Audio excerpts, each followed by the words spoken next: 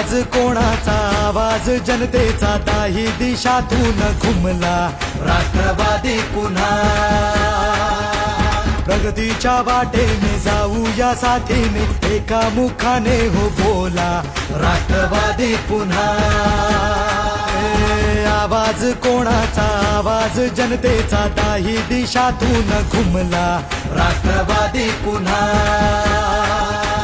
प्रगतीच्या वाटेने जाऊया साथीने एका मुखाने हो बोला राष्ट्रवादी पुन्हा।